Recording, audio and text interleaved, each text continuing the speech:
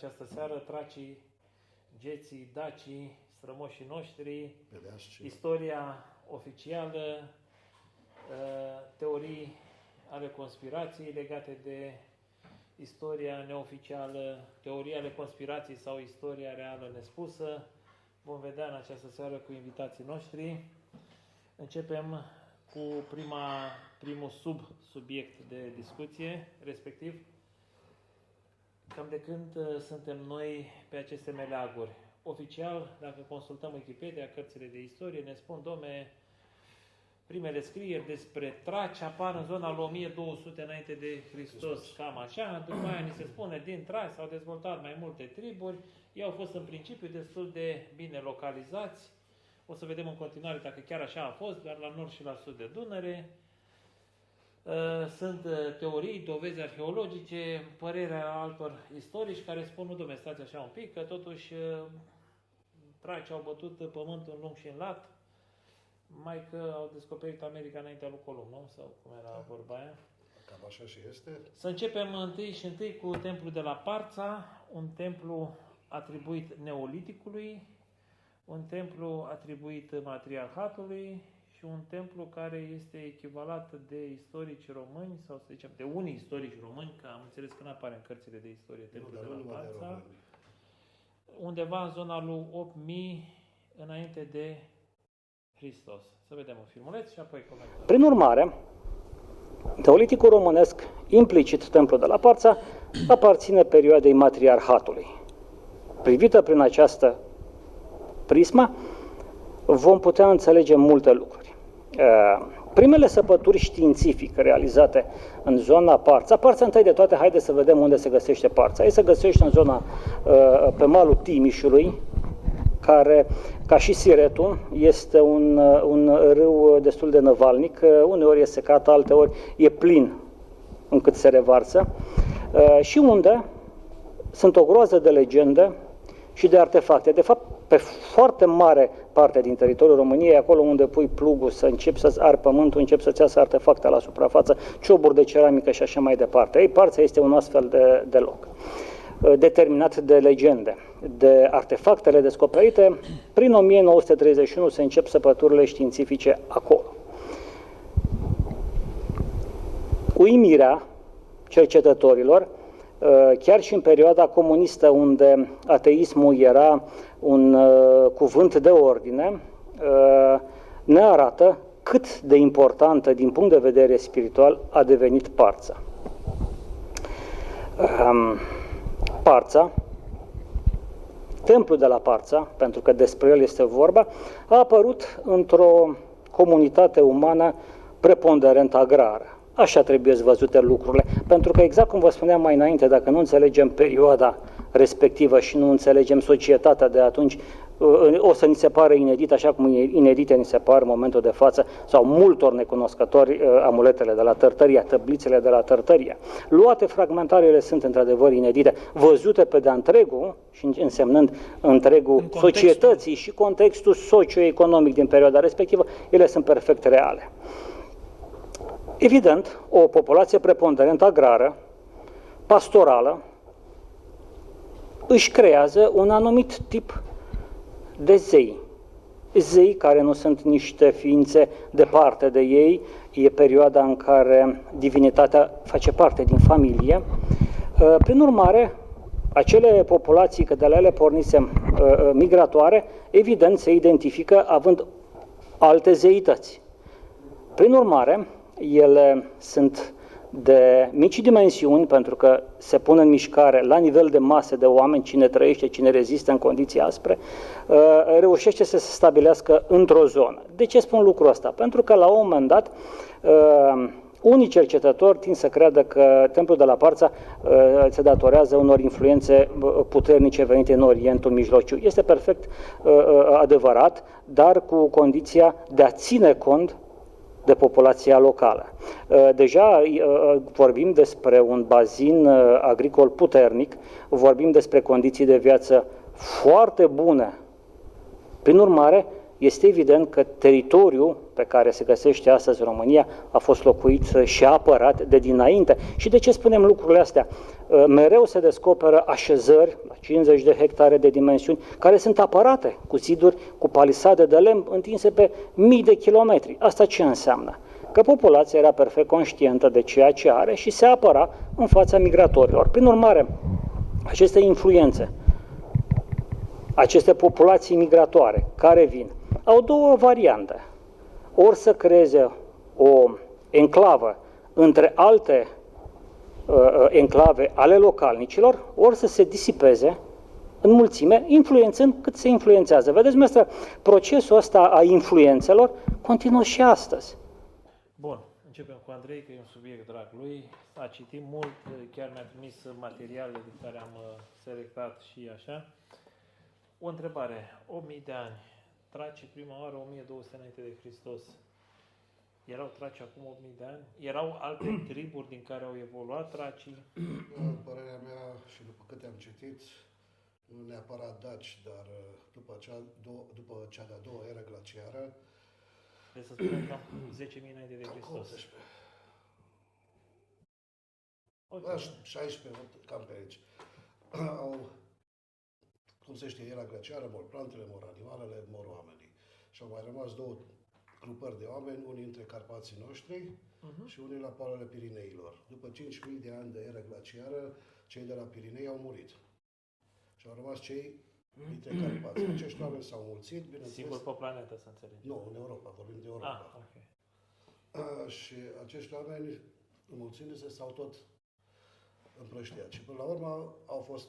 În zona noastră, europeană. Zona europeană, dar Anglia încă nu era despărțită pe acea vreme de continent. De aceea trebuie să vedem că și multe cuvinte sunt comune în engleză, în spaniolă, în franceză. Dar acești oameni, deci, în paranteză, chiar pe Bodensee s-a găsit lupul nostru dacic din aur. Este expus și acum, aici în Germania. Acești oameni s-au mulțit, s-au plecat peste tot, au populat Grecia, au populat marurile Mediteranei și așa au fost ai noștri. Tracii. Și cei mai curajoși dintre acești traci au fost dacii. Dacii, un popor, zeul lor fiind Zamolxis. Deci nu cei de la Bodensee. Nu, dar să nu uităm că unul dintre triburile tracice s-a numit Duci. Duci? Da, Duci. Ok. Și i-a venit până aici. Să nu uităm că în India, populația Punjabi și în ziua de astăzi are 2000 de cuvinte identice cu românească. O să vedem un pic cu Pakistan, un pic și să nu uităm că nu numai în Pakistan limba, deci să nu... Burușaschi, da, și în Kazakhstan este o populație de cam 20.000 de oameni care vorbesc limba română. Deci, și să nu uităm că primul scris pe tablițe de lut, care sunt mai vechi decât cele din Sumeria, sunt cu 1000 de ani mai vechi. Să nu uităm că la civilizația Turda, Tartaria, deci și Parța, s-a găsit la Parța zeul principal, statuetă cu zeul principal al sumerienilor, cu 1500 de ani ca ei să apară ca și oameni în Sumeria. Păi da, el chiar respectivul din scurta selecție care am făcut-o eu și spune că civilizația din zona Parța a avut influențe din zona Orientului, deci putem să punem că au fost și o influență din zona respectivă. Da, dar ei nu existau pe acea vreme când aveau ei deja statueta. Deci statuia zeului principal este cu 1500 de ani mai veche decât Sumeria. Putem să o demonstrăm? Da, au demonstrat-o prin un carbon și nu știu ce teste. Ok, dacă zici. Deci, ei se luptă între ei, Sumeria, deci fostul Babilon, cu Kahandara, sau exact cum se numește, din Siria, care este cel mai vechi oraș. Și acum a apărut Kandahar. Nu înțeleg de ce noi românii ascundem și nu vrem să recunoaștem multe lucruri. Exact avem ca și noi un erou, nu? Cine? Domnul general erou, dar nu era de la Kandahar, era altă denumire. Lupta de la... da. Și de ce ascundem? Unde și-a făcut, toate lucrurile scuze, acestea? apropo de asta, și-a expus Nădragii și Bocanci în Muzeul Militar. De ce ne ascundem originea noastră a dacilor? De ce ascundem limba română care este la ora actuală? De exemplu, să ne aducem aminte când Traian a venit să cucerească Dacia, a spus, mă duc la strămoșii mei.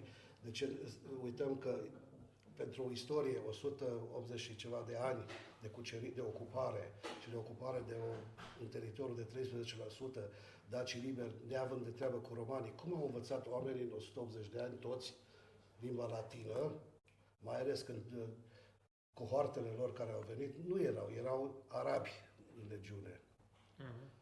Deci, Deci tu spui că în 180 de ani, eu cred că totuși o populație, dacă luăm istoria oficială, nu, care am învățat-o noi în școli, o populație ocupată în 180 de ani, poate să înveți o limbă, nu știu, ne uităm la românii care sunt veniți în Germania, adică deja de la a doua generație copiilor vorbesc foarte bine germană. Dar ce facem cu ceilalți daci? Cu cealaltă parte a României? Cum de-au învățat dacii liberi din Moldova sau din Dobrogea? Cum de-au învățat limba când n-au avut de-a face? De exemplu, cu 400 de ani înainte de Hristos, da? Okay. Emisiune la nemți la televizor spune că pe acea vreme în Roma se vorbea un dialect de latină care este aproape identic cu limba română. Da, asta am învățat și noi. Și la mie, profesorul de istorie mi-a zis ca și explicație, dom'le, la granița Imperiului s-a vorbit o latină populară, iar noi fiind situați la granița Imperiului, am reușit să conservăm foarte bine caracteristicile limbii vorbite la Roma. Ca și caracteristică. 1716-1718 austriecii am vrut să ajung și eu acolo, dar cuceresc Banatul, Transilvania, Maramureș și un pic de Bucovina. 200 și ceva. Hai, 300. Păi cum Dumnezeu la ora actuală încă se vorbește limba română, încă se vorbește limba română și înainte și după Tisa și în Vlaha, să zic, în fostul Banat, în Banatul Sârbesc, în Voivodina, se vorbește a română prin Macedonia și Grecia, hai să revenim la Transilvania cu Banatul, cu Maramureșul. Cum Dumnezeu de se vorbește și nu se vorbește germana sau germana. Se vorbește și germana. Dragul meu, eu nu vorbesc de cei care au venit și au colonizat cum sașii, șvabii, teritoriile cucerite. Eu vorbesc de ce nu vorbește populația din arealul cucerit, doar limba germană sau maghiară sau ungurește. Bine, acum... Cum se spune ăștia că au venit romanii călare pe un cal, au făcut repede Apolodor din Damasc, a făcut podul așa, uite așa peste Dunăre, că ăia, uite cu ăla de la Brăila, că se fac pe ei. Păi și... Bun, a început de pe timpul lui Ponta.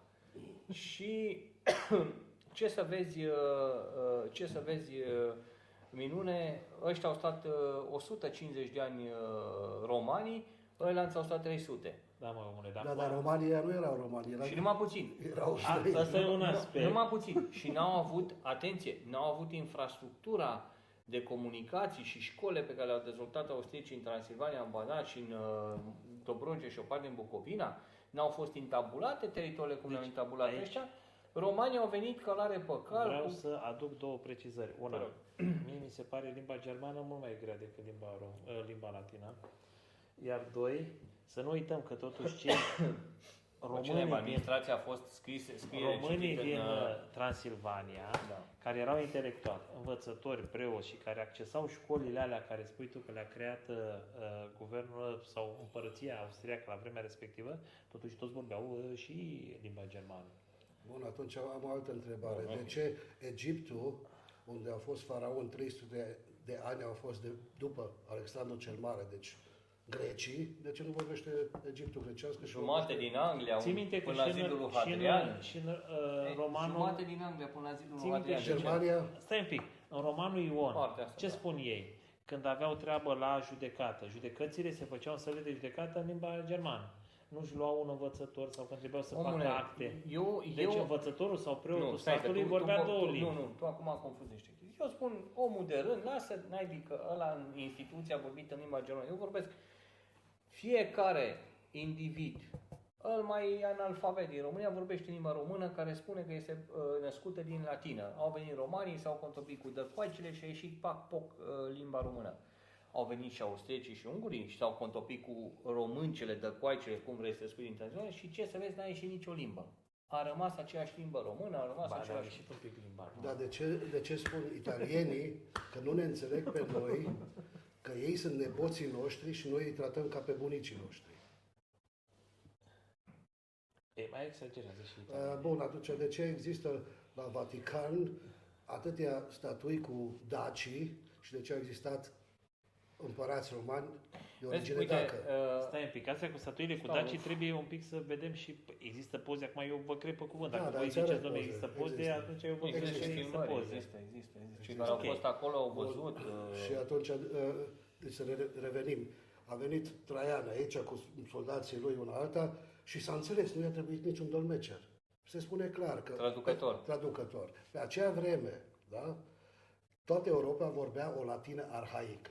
Deci ceea ce se vorbea în România. Deci, și ei au făcut-o ca și latina Hochdeutsch, literară, da?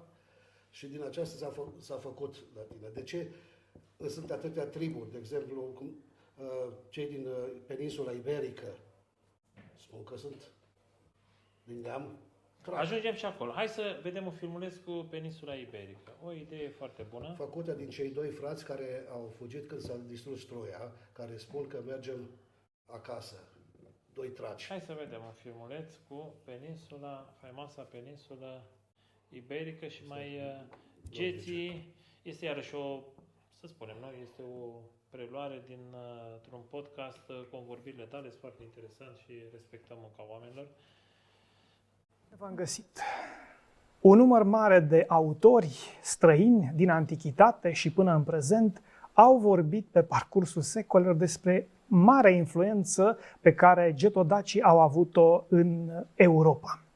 Nu doar că, spre exemplu, legendele și miturile spaniole vorbesc despre descendența getică a locuitorilor peninsulei iberice, dar timp de sute de ani, conform documentelor, regii spanioli au subliniat că strămoșilor antici sunt Burebista, Decebal, Deceneu sau Zamolxis, indiferent cât de exagerat vi s-ar părea acest lucru. În același timp, în Europa, în nordul Europei se înființa provincia medievală Dacia, care cuprindea țări precum Suedia, Danemarca sau teritoriul țărilor baltice.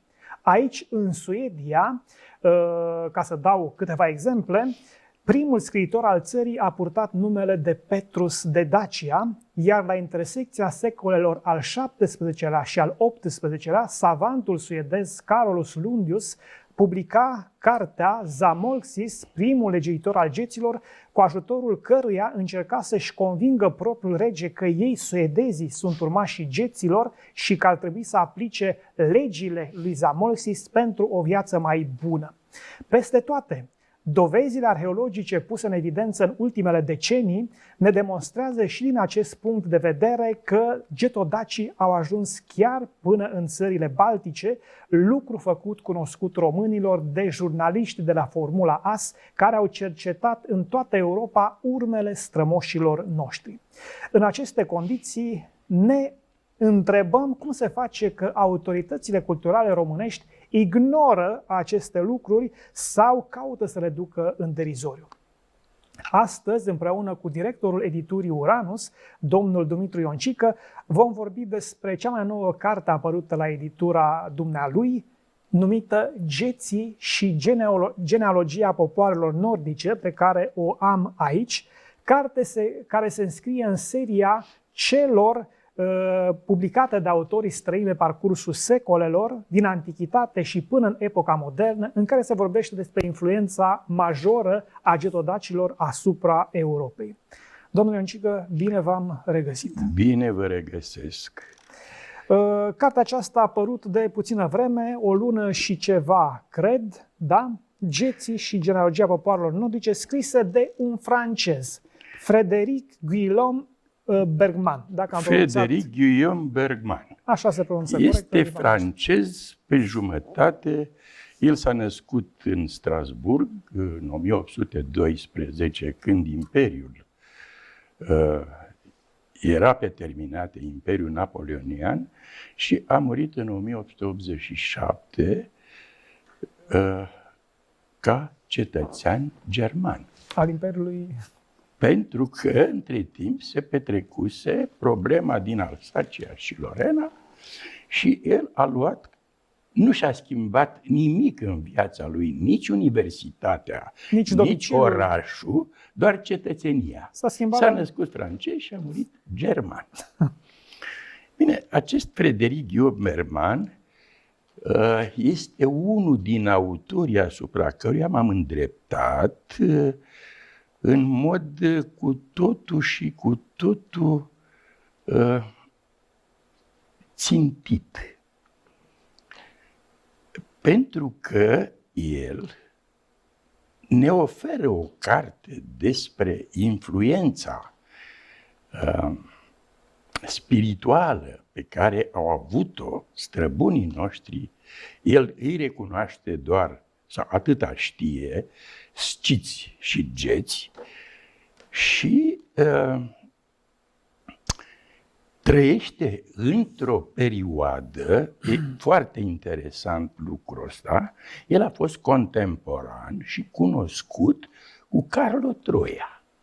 Pe Carlo Troia îl știți? Autor italian, care la rândul lui a scris... Italian, pe care a fost tradus și în românește. Tot la editura dumneavoastră? Tot la editura noastră, cu cartea Argumente pentru rescrierea istoriei europene. Au puncte de vedere similare până la un moment dat. Carlo Troia vede influența getică cu precădere în zona de sud a Europei, pentru că el fiind italian și scriind 18 volume despre istoria Romei, sigur s-a aplecat și a cunoscut foarte bine și mai direct, i-a cunoscut pe geți, pe daci, pe traci. În fine, Frederic Guillaume Bergman se apropie de geți și de sciți din punctul de vedere al influenței unidirecționale, susține el, asupra neamurilor nordice. Ok. Deci, ce spune domnul respectiv de la o editură care a publicat o carte a unuia care s-a născut francez și a murit german, că Dacia era mare, prindea inclusiv țările Baltice, zona iberică, nu știu ce rege al Spaniei a spus că el este un urmaș al lui Deceneu și Burebista, nu știu ce scriitor suedez se numea Petrus de Dacia. Și Suedia s-a numit Dacia, Suedia, Finlanda, țările Baltice, Danemarca, se numeau după aceea au fost dani. Tot de la daci venit se spune că și vikingii ar fi fost tot danezi, daci, de-ai noștri. Spune multe. Deci dacă stau și mă uit și după câte am citit, dacii noștri au ajuns și până în America. De aceea Dakota, ce înseamnă? Daco mic, Dakota, Illinois, Montana, toate sunt cuvinte în dacică. Serios? Chiar și Da. Illinois? Așa se spune, deci așa am citit. S-au găsit dovezi arheologice, s-au găsit dovezi că și romanii au fost deja în America înaintea lui Columb și Columb ar fi un plagiator. Bun, există inclusiv faimoasa harta unui capitan turc de la 1716. Și armada chinezească a fost și acolo. Unde apăreau Americile pe hartă. O hartă care e foarte controversată și o hartă care există, dar uite, să mă uit să văd de curiozitate în ce muzeu se află momentan. Pentru că sunt multe exponate în ziua de azi care sunt documentate, sunt fotografiate, se știe că există, dar nu mai sunt de 20-30 de ani la acces liber publicului să fie văzut. Da, și de aceea mă întreb de ce noi, românii, adică noi românii ascundem deci o istorie atât de veche, o istorie care... Păi bun, nu ascundem, noi nu știm. Crezi că noi ne știm istoria? Nimeni nu știe istoria 100%, dar după ce se descoperă din ce în ce mai mult, acum de când au făcut autostrada la Hunedoara s-a descoperit un oraș de 7.000 de ani, iarăși. Și cel mai vechi car, machetă din... din metal, din fier. 7.000 înainte de Hristos? Sau? Da, 7.000 de ani în total, are un oraș. De ce nu vorbim mai că... avem un templu pe malul drept de curgere al Prutului de 7.000 de ani vechime descoperit. Avem cea mai veche deci școală cam druidă. 5.000 înainte de Hristos. Nu, 7.000 înainte de Hristos. Ok, deci 9.000 de ani vechime. Da, cea mai veche școală druidă din Europa, în sudul Olteniei. Cea mai mare fortificație... cea mai mare fortificație din Europa, 1724 de hectare la nord de Timișoara, 20 de kilometri nord de Timișoara, Cornești Iarcul. Este și pe YouTube un film de 6 minute 59 de secunde despre Cornești Iarcul cu 5 valuri de apărare. Și ăla cam la cât e data? 3600 de ani înaintea erei noastre. De ce Contemporanii cred că ar fi contemporan cu civilizația minoică. De ce nu vorbim de că dacii aveau deja încălzire în podea? De ce nu vorbim că erau mult mai avansați decât Pompeiu? Deci, civilizație, da. Păi bun, dar și atunci de ce credeți voi că nu există interes ca lucrurile astea? Că se pare că chiar și în perioada comunistă în care se spune că eram mult mai patrioți decât acum, chiar și atunci istoria a fost masiv falsificată. Păi de ce nu uităm de la Eu școala cred că de la Oradea? Istoria este masiv falsificată la nivel mondial, nu numai... Da, acum vorbim de România, da, știu, nu suntem cei mai răi dintre Dacă îmi dați voie să vorbim. Să vorbesc și de școala de la Oradea, care au falsificat toată istoria. Sunt întâmplător, nu că vin din Caraș, din orașul respectiv, au fost găsite în 2001, dacă nu mă înșel, cele mai vechi oseminte de Homo sapiens din Europa, în jur de 44.000-46.000 de ani vechime.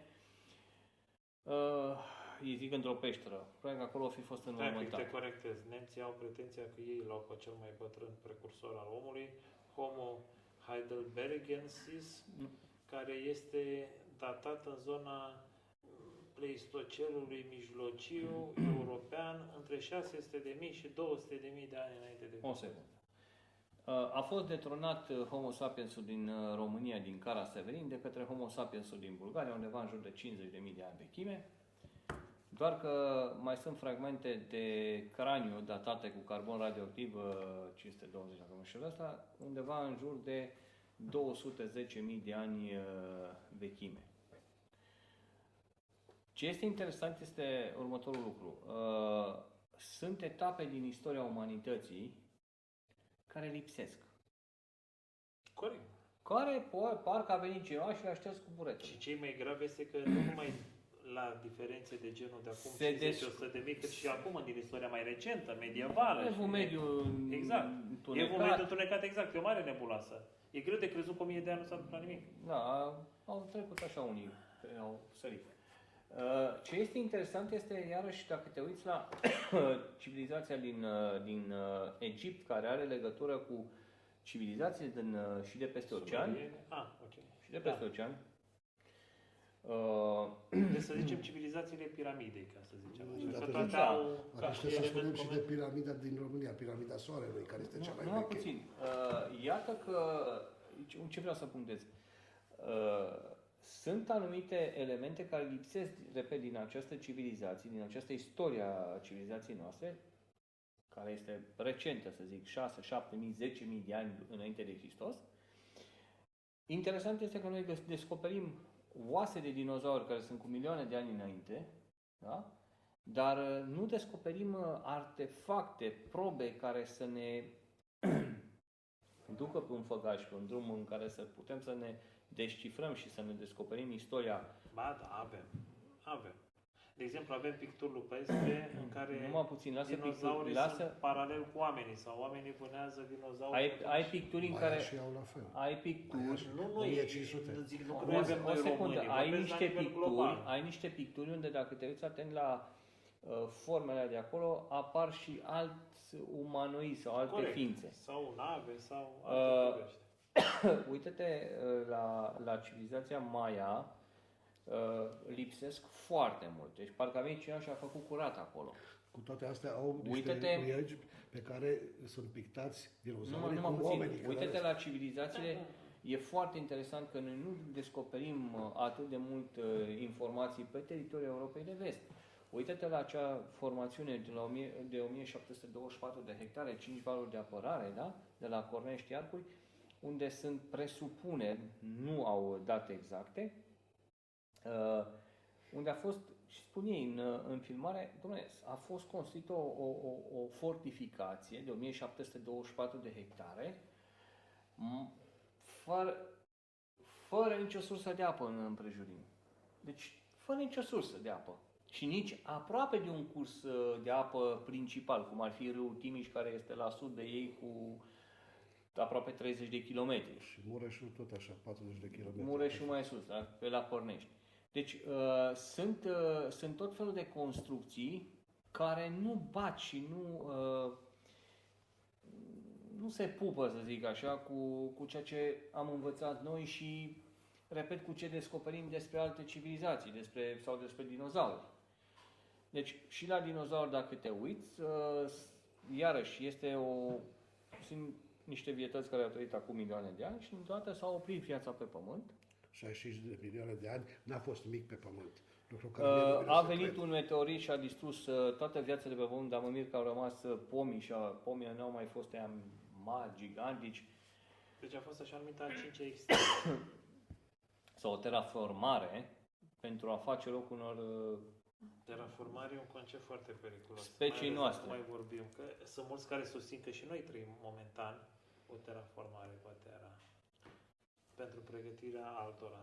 Posibil. Nu contest, pentru că din ce văd eu extinția Pentru noastră... că, de exemplu, de ce zic o terraformare? Deci, noi aruncăm în față tot felul de politici ecologice. Dar, la un moment dat, apar niște aberații și niște fracturi de logică. Și una dintre ele este următoarea. Eu vreau ca aici să fie cât mai bine și atunci Bill Gates zice, eu cumpăr 3 milioane de hectare de pădure, le tai, pentru că pădurea amazoniană, dacă temperatura aerului are nu știu cât, produce mai mult dioxid de carbon prin respirație decât oxigen. Las deșert acolo, dar în schimb fac niște aparate care să capteze dioxidul de carbon și să-l bagă în apă sau în pământ. Deci, aici, după cum vedem, sunt niște fracturi logice majore și noi, dacă urmărim într-un final, noi vrem să salvăm planeta, dar noi urmărim într-un final, nu știu, să o deșertificăm sau să o facem să arate cam ca Marte, dacă mergem pe principiile astea. Și atunci ne întrebăm, trăim o terraformare, cineva pregătește terenul, ca la un moment dat când vor veni Uite, alții... eu ți-am mai zis în alte episoade, 3 moși schizofreni și senili s-au întâlnit cu 4 babe încărcănate, vai de capul lor, care, în primul rând, conform politicilor de la Davos... Și le ieși limba. Da, conform politicilor de la Davos, trebuie să omoare pe toți cei peste 60-65 de ani. Ar trebui să înceapă cu ei din punctul meu de vedere și apoi să vină să... Bine, să mai sunt ăștia politica de la Davos nu spune explicit că trebuie omorâți. Nu, doar îți spune că trebuie redus numărul populației, adică ți-o spune pe față. Plus de asta mai sunt câțiva, din punctul meu de vedere, psihopați, pentru că nu pot să numesc un om normal la cap când el vine să-mi dicte modul meu de viață, să-mi impună alt mod de viață al gândirii lui, bolnave, da? Să-mi spună să ideologi, vrei să spui. Aia sunt nebuni. El îmi spune câți copii să fac sau să nu fac copii, cât să moară, cât să trăiască. Ei sunt niște mici zeități care decid dreptul la viață sau condamnarea la moarte a oamenilor. Adică... Bine, și aici o fractură de logică. Scuză-mă că... Așa a fost și Hitler, dacă stau bine să mă gândesc. Pe de o parte, da, nu intrăm în eugenie acum, că ne dau ăștia cu podcastul în cap, dar ideea este alta. Pe de o parte, o altă fractură logică. Deci noi, pe de o parte, trebuie să acceptăm forță de muncă străină în continuare și imigrația ca o soluție salvatoare a Europei pentru că avem declin populațional, dar pe de altă parte, noi trebuie să ne reducem populațional. Asta a fost întrebarea mea. Cum Dumnezeu suntem 8 miliarde dacă noi avem un deficit de forță de muncă atât de mare? Chiar și în România. Bun, avem un deficit, mai atenție, avem un deficit de forță de muncă calificată. Noi și cei care vin sunt calificați. Nu vorbim de asta, dar problema noastră este că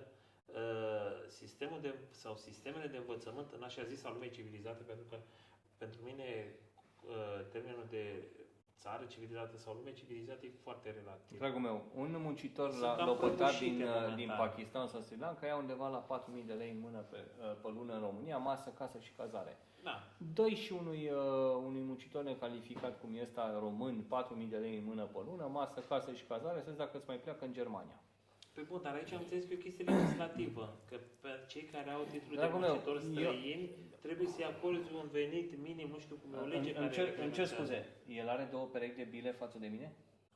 Nu, dar, Ok, e, mersi. dar e străin și noi suntem oameni buni și primitori. Pe aceeași Și mizerie atunci este am- și în Germania. Și atunci mă Logic. întreb De ce nemții de ce pleacă și primesc venim noi? unii De fraier venim noi.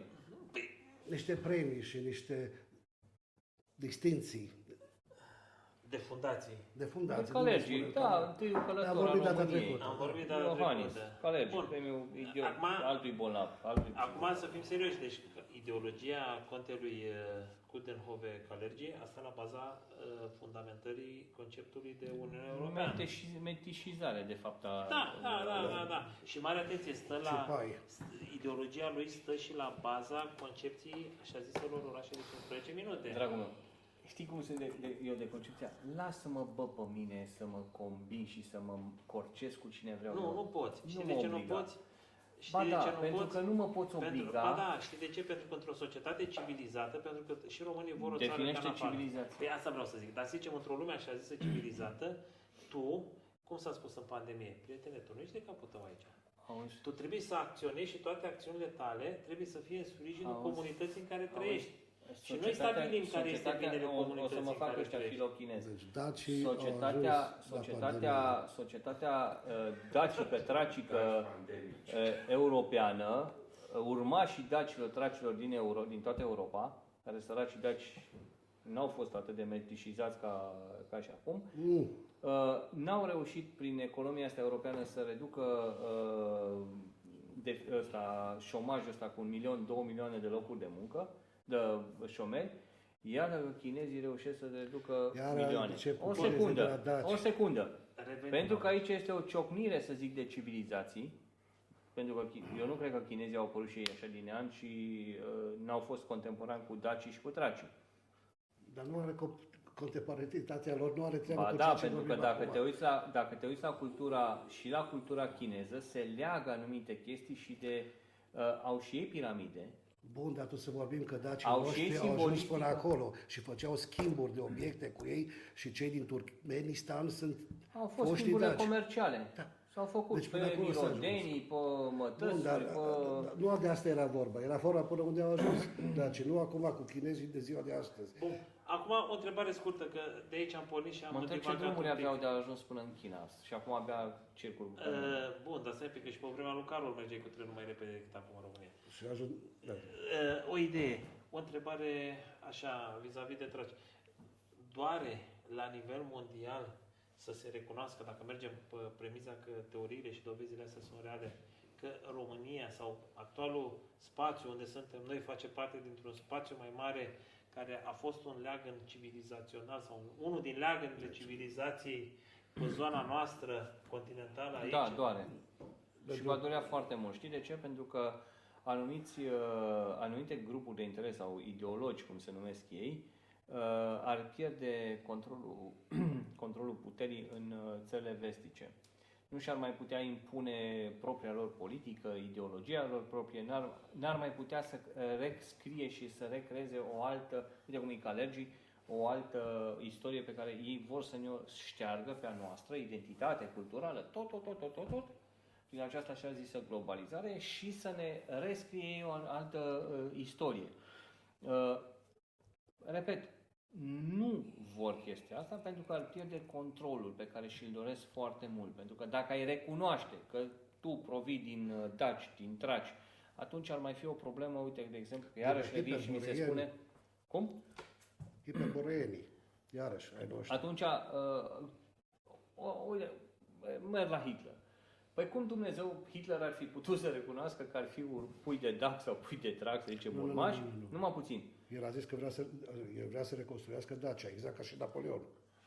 rasa aeriană, blonzi, ochi albaștri, trala, da? Nu cred că dacii au fost blonzi cu ochi albaștri. Dacii, de exemplu, dacii noștri, dacă te uiți la Zamolxe și la toți Păi ceilalți, și când au ajuns ei Mai mult dă coaicele. până la civilizația maiașă. Andrei, eu cred că au mai fost și atenți și bruneți, așa, au Nu, mai dar fost și uite-te căruți și la printre ei. civilizația maiașă, de șarpele lor naripat, care este lupara noastră. Păi deci da, dar lupul erau fost nostru- blonzi cu ochi albaștri. Nu. Ascultă ce vreau să spun, că tu o iei cu China, poate au fost ăia blonzi, chinezii, nu știu. Și O a fost fi? cam invers. Nu. Și spun că zeilor vin din direcția Daciei și că erau blonzi cu ochi albaștri, înalți, desenați, au aceleași legende, cu lupul, cu cerbul, cu vulturul, cu ursul. Te rog frumos să citești, să vezi. Bun, Și după aceea să- astea, acum noi putem să mergem, dacă e pe teoria lui Sishkin, să spunem, dom'le, astea sunt toate civilizațiile piramidei, nu? Au venit Anunnaki, bine, Anunnaki a fost prima venire, vorbim de a doua venire, după a doua venire de după potop. Au fost mai multe leagăne civilizaționale, zona Tigrului Eufrat una, zona America de Sud una, zona să știi că noastră poți să spui una. și lagăre. Și dacă ne luăm și Leagă-ne, după să Funar, funcționeze. ce spune și Funar, că inclusiv piramidele au ajutat dacii să se construiască. Deci la Funar ce îmi spune. Bun, acum... Dar nu și el, printre alții. Deci Funar- ți-a zis Funar pentru că este un nume Bun, cunoscut. la piramide este o discuție. Acum nu putem să... Problema este următoarea. Eu sunt curios dacă există vreun constructor, luăm Germania, pe care pot să-l contractez, să-i spun vreau să fac o piramidă cu alu Cheops, identică, Poate în 100%, China. Ca o putere mai mare. cu toate camerele interioare, culoarele și vreau mai ales o aliniere. Vreau să mi-o aliniez atât de bine după centura Orion și așa, adică la nivel de latitudine, longitudine, exact cum Ana, făm exact un complex din ăsta și exact cum e Ana și la dimensiunea aia. Da. Și sunt curios cam cât ar dura cu tehnologia actuală, de exemplu. Dar eu te întreb, spune la cineva să facă un canal pe sub Marea Neagră, în care că ar avea 30.000 de Le-ai ani. văzut? Nu. Păi vezi că Ananașul TV au fost emiși în Bucesa, la Corect. tribunalele. Corect. Numai puțin. Hai să discutăm de ce vedem. Eu, unul, nu l-aș pune să construiască piramidele, cât să îmi pregătească locul unde care să susțină tonele alea de blocuri de piatră. Pentru că trebuie să ai și un sol atât de stabil încât să poți să ții întreaga construcție. Gândește-te că aia nu se mișcă terenul deloc. Deci piramida aia nu ai crăpături, nu au apărut crăpături între blocurile de piatră care sunt perfect îmbinate, da? Între ele. Deci gândește-te jos, baza, fundația, cât este de bine lucrată. Hai cu o aliniezi. Hai să divagăm un pic. Da. Deci avem Anunnaki, știm, piramida e specifică lui Anunnaki, dacă e să dăm crezare tablițelor sumeriene traduse de Sishkin, avem leagănele civilizaționale Anunnaki, avem așa numitele asociate piramidelor. Se considerăm pătraci un leagăn civilizațional asociat Anunnaki? Dacă tu spui că există o piramidă și în România și Piramida Soarelui, care se vede o dată pe an. Dar bine, dar aia nu e reală, că Este reală. da? Muntele Gugu. Am fost pe acel munte Gugu și Hoțul. am încercat să-l văd, dar sincer n-am văzut.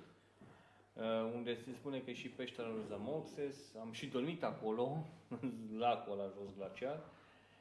Acum, în funcție de cum interpretezi. Am mai văzut niște megaliți, mi-a arătat ceva și a zis că ăștia ar fi megaliți.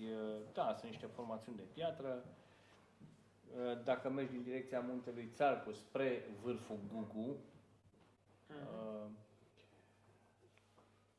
bun, la un moment dat nu ne-a ajutat nici timpul, că a început să plouă, să devină ceață și a fost o problemă, handicap cu Dar atunci ce spui că piramidele maiașe seamănă cu cele din Egipt, piramidele din Bosnia seamănă la fel? Corect.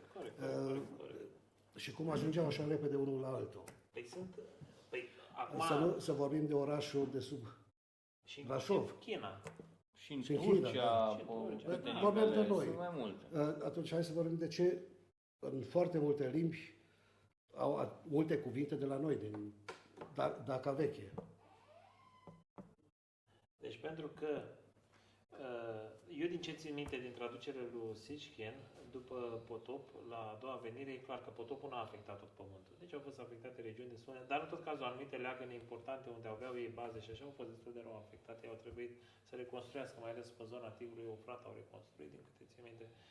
Și mulți spun că din zona aia a început o migrare. Să nu uităm că au apărut copiii lui Enlil, Enki, să nu uităm că după aia copiii lor s-au mai corcit cu pământenii și au apărut așa numiții semizei, gen Gilgamesh, nu? Și epopeea lui Gilgamesh, care vrea să ajungă în pădurea nu știu care, să vadă el locul ăla de unde pleacă racheta și pentru că Gilgamesh i s-a spus dacă vrei să fii nemuritor trebuie să ajungi la zei și i s-a spus ca să ajungi la zei trebuie să ajungi în pădurea Cutare, unde de fapt era un loc de lansare a unor rachete care pleca spre planeta Nibiru.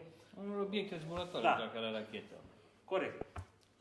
Și atunci se presupune, deci dacă e să credem teoria sumeriană și Sitchkin, atunci cam toată lumea a plecat din zona Tigrului Eufrat. Uite, orașele dacice subterane care există. Și în Turcia există Dar atunci un mă oraș întreb totuși de subteran. ce statueta principală a zeului Păi, iarăși, se leagă... nu e cu 1500 de ani înainte să apară sumerian. Asta, cum să zic, și datările cu carbon 14 sunt foarte relative. Nu sunt exact. Nu sunt exact. Da, dar- Exact. Și sunt abateri mari. Și mare atenție, carbonul 14 e foarte limitat, dacă nu mă înșel, la 100.000 de ani sau ceva de genul ăsta, după care nu prea mai poți să mai... Adică nu poți să spui cu acuratețe, Dar ăsta e au de fost 300.000 de 100.000 de ani ani. și ăsta e de 500.000 de Da, ani. da. Sau de 2000 de ani. Sau Exact. Și aici e rășu. Sunt abateri, exact.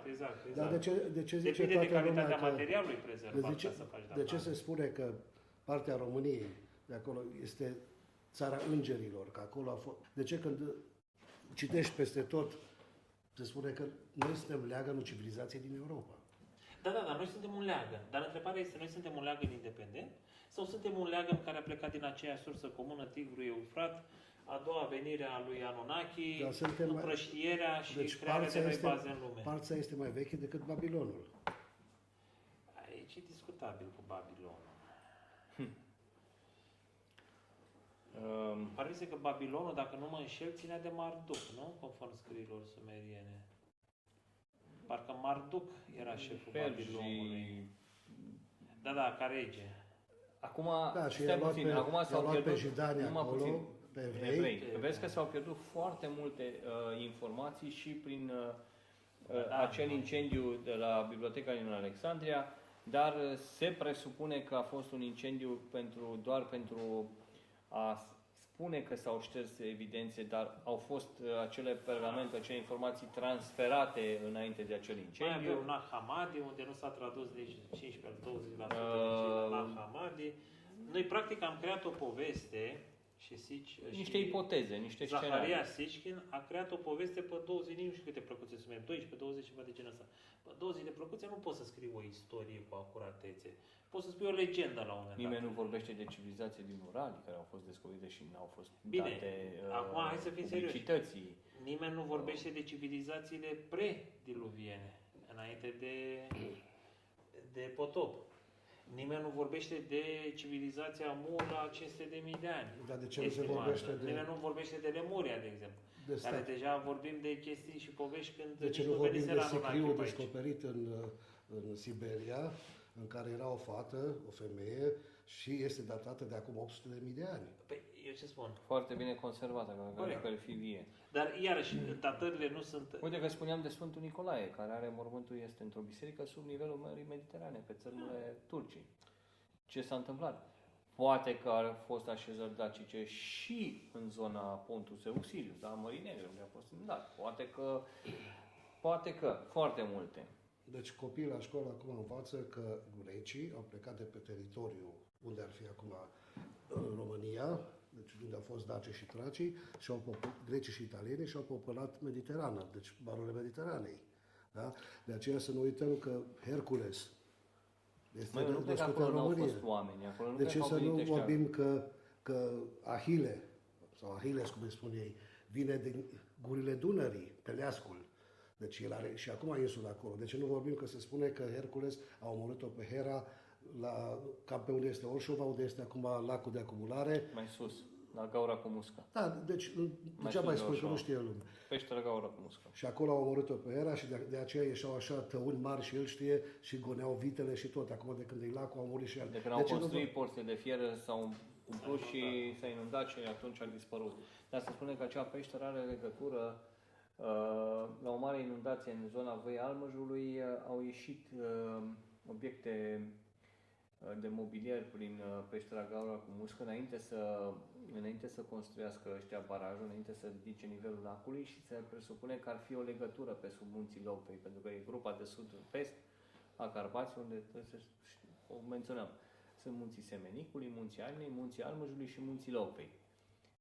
Peștera ar fi la granița între Lopei cu Almăjului. Almăjului care sunt graniță Dunărea cu culoarul Timiș-Cerna. O zonă foarte importantă, o zonă care are foarte multă istorie, încărcată de istorie, iarăși partea asta traco-dacică, vezi Salmi-Segetuza, vezi drumurile de legătură cu partea de sud și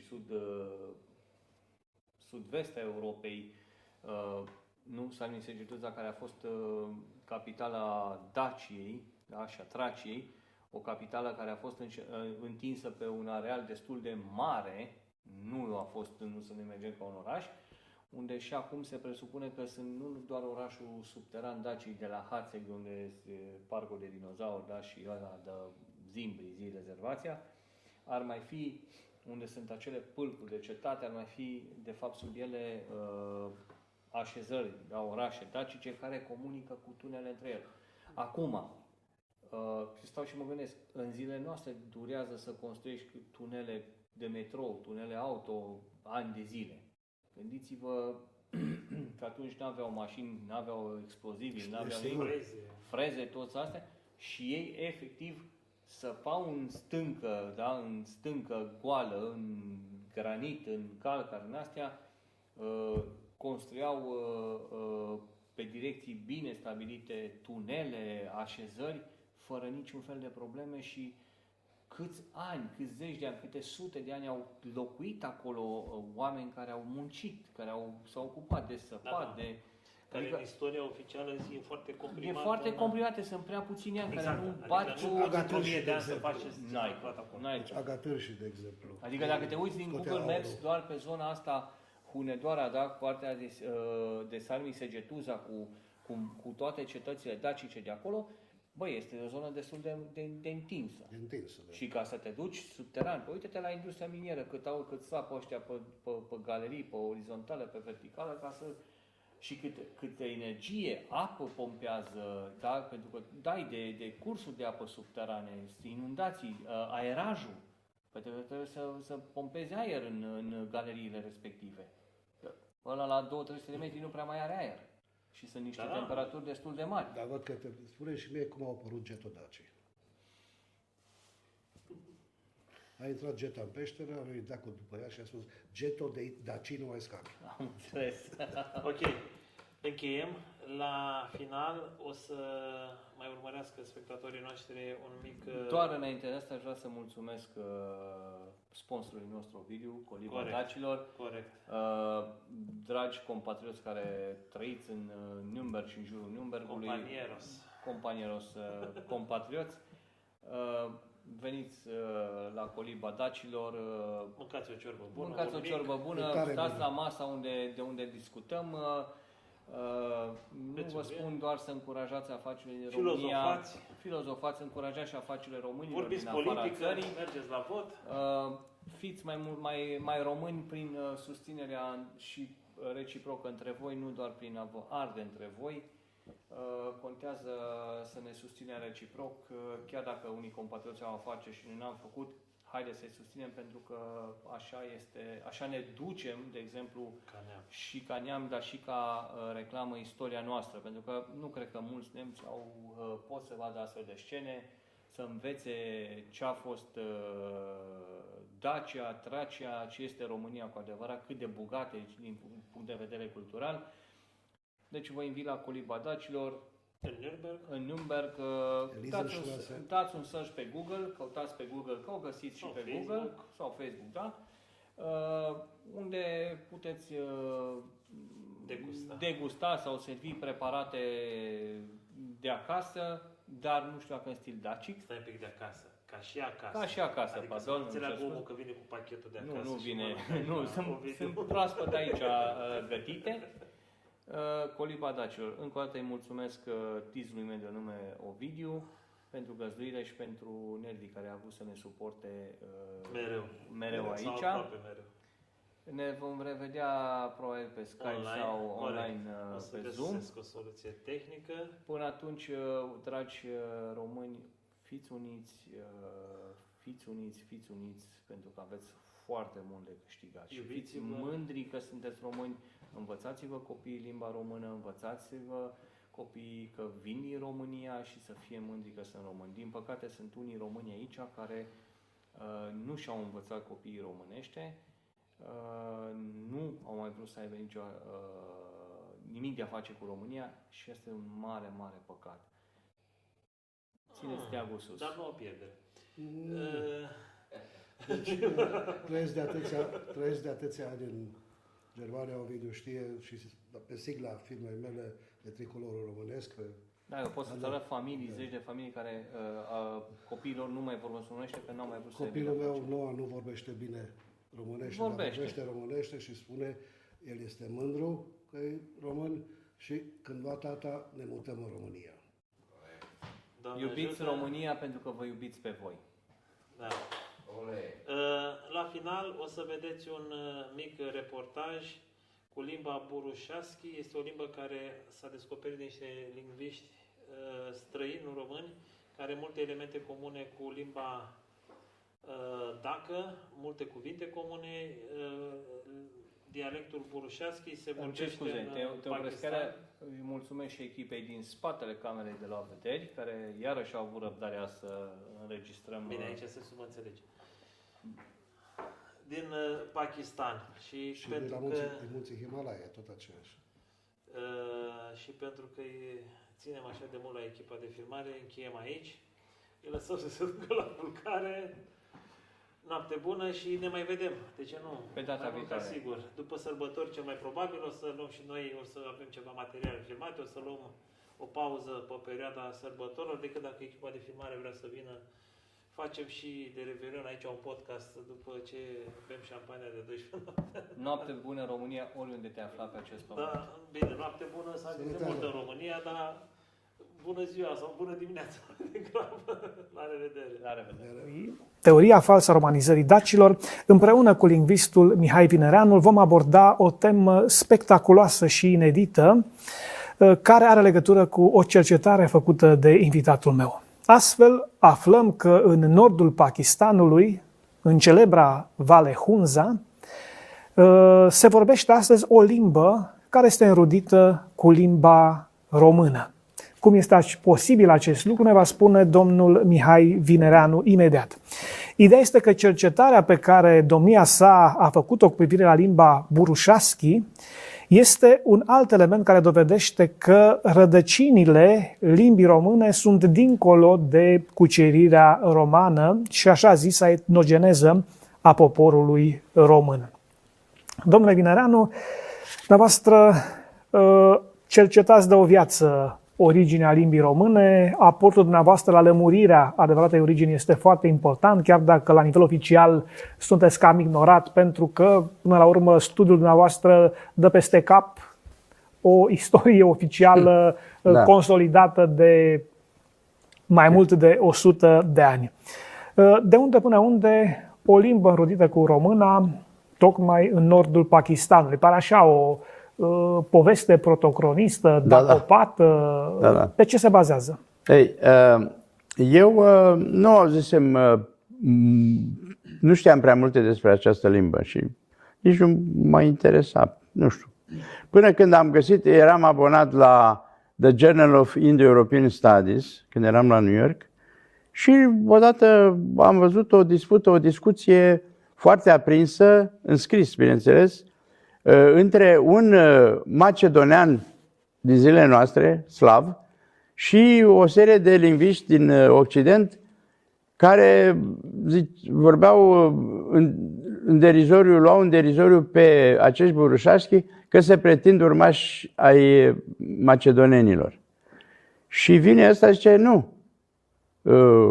Zice, eu am verificat și am găsit 70 de cuvinte comune cu româna. Spune macedoneanul. Da, domnul îl cheamă Ilia Ceașule. A fost trăiește în Australia sau a revenit în Macedonia, nu sunt sigur.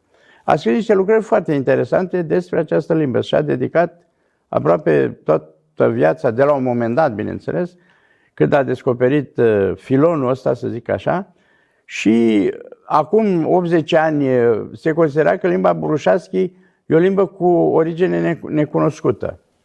Într-o anumită zonă e o limbă specifică, cu particularități diferite de unde. Ceilalți. Și a venit domnul ăsta și a arătat așa. Și eu mi-am zis așa, zic, dacă el, care nu vorbește limba română, spunea că a cercetat, a cerut de la Institutul de Lingvistică din București lucrări de lingvistică, dicționare, nu știu ce, zic, el dacă a găsit 70 și ceva de cuvinte, eu găsesc cel puțin dublu sau mai mult. Și într-adevăr așa s-a întâmplat. Un prim contact cu limba burușaschi. Și a rămas așa, nu m-am mai ocupat, n-am avut timp și acum am zis să reiau ideea. Am reluat cercetarea, am citit aproape toate lucrările lui Ceașule, în limba engleză, bineînțeles, și alte lucrări în limba engleză, dar nu am epuizat subiectul. Și aș vrea să fac o cercetare ceva mai aprofundată și să mai scot, eventual să mai găsesc și alte cuvinte din buruș, pentru că numai un român poate să le detecteze.